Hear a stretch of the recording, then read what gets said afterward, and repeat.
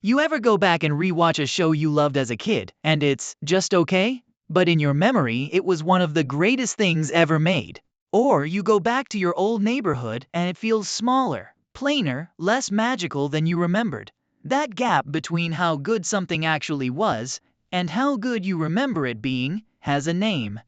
And it's rewriting your past on purpose, all the time, without asking your permission. It's called rosy retrospection, and it's a well-documented memory bias. Your brain doesn't store memories like a video recording. It stores a compressed, edited version, and that editing process quietly removes a lot of the boring or negative parts over time. So a summer you remember as the best summer ever probably had boring afternoons, arguments, bad weather, and days where absolutely nothing happened. Your brain just didn't bother keeping most of those. It kept the highlight reel and quietly labeled the whole thing great.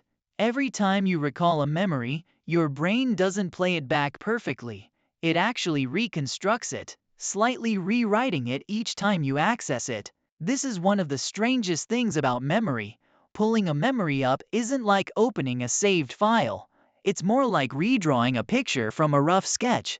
And each redraw tends to smooth out negative details a little more, while keeping the positive emotional tone intact.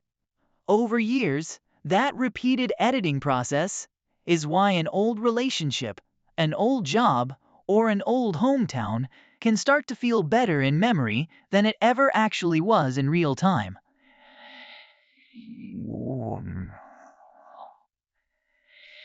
It's not one dramatic rewrite, it's hundreds of tiny ones, each time you think back on it. This shows up almost everywhere once you know to look for it. Take music. People tend to rate songs from their teenage years and early 20s as objectively better than music released today. Not because music quality actually declined, but because those songs are tied to a period when your brain was forming strong emotional memories for the first time, and rosy retrospection has had the most years to work on them. Or food.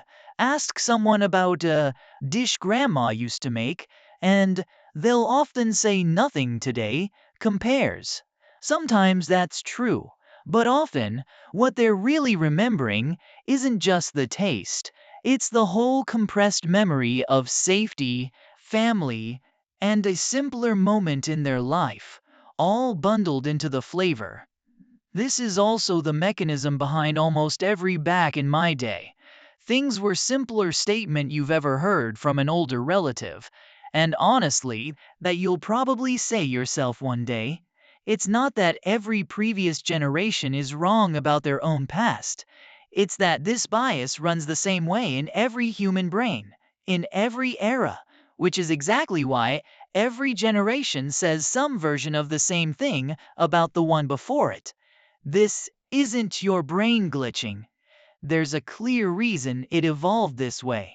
Remembering the past as more positive than it was helped ancient humans stay motivated to return to familiar places, familiar groups, and familiar routines, all of which were genuinely safer than starting over somewhere unknown. If your memory constantly reminded you of every hardship from your old tribe or your old hunting ground, you'd have far less reason to stay loyal to it, defend it, or return to it after being away. A slightly rosier memory kept people emotionally bonded to the places and people that had kept them alive up to that point. In a world where leaving your group could mean losing protection, food access, and social support, a memory system that made home feel a little better than it actually wasn't a flaw. It was a survival advantage. This is different from just missing the past.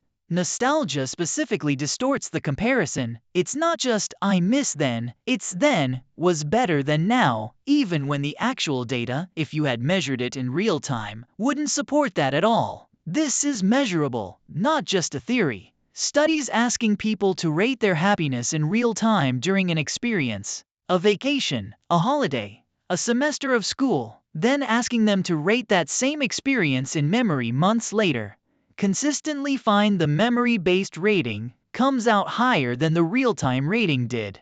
In other words, If you'd asked someone in the middle of that amazing summer how they actually felt on any given random Tuesday, you'd likely get a much more mixed answer than the golden, uniformly positive memory they'll describe years later.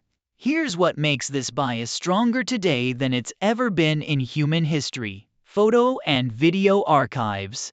Every era before this one, memory was the only record most people had of their past. So the editing process was invisible, but at least consistent. Now, apps resurface old photos and videos on purpose, and you only ever posted the good moments to begin with. So you're not just experiencing your brain's natural rosy edit, you're reinforcing it with a curated highlight reel you built yourself.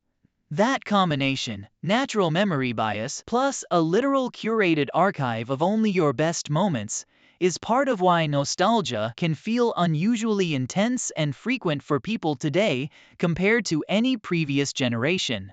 And this has a real cost. If you're constantly comparing your current, messy, complicated present to an idealized, edited version of your past, the present will almost always lose that comparison. Not because it's actually worse, but because it's not being measured fairly. This shows up in decisions too.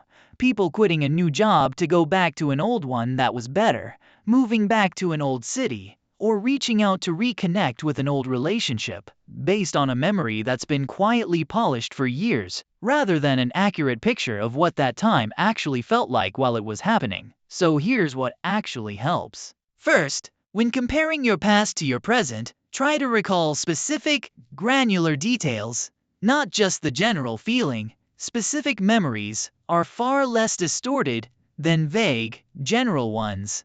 Ask yourself what a normal Tuesday actually looked like, not just what the best day of that period looked like. Second, if you're using an old memory to justify a big decision, going back to an old job, an old relationship, an old city, write down what you actually remember disliking about it at the time, before the rosy edit took over. If you kept any old messages, journal entries, or emails from that period, they're often far more accurate than your current memory of how you felt. Third, treat your present the same way you'll eventually treat it in memory.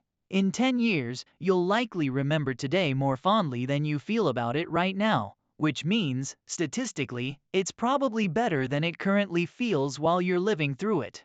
Fourth, be specifically cautious with resurfaced memory features on your phone or social media. They're not neutral. They're showing you a curated highlight reel and framing it as on this day, which quietly reinforces the idea that the past was uniformly good in a way it never actually was. So next time you're convinced the past was simply better, the music, the neighborhood, the job, the relationship, remember, you're not comparing two time periods fairly. You're comparing a real, messy, ordinary present to a memory your brain has been quietly polishing for years, sanding down every rough edge until only the best parts are left. The past wasn't better. It just had more time to get edited.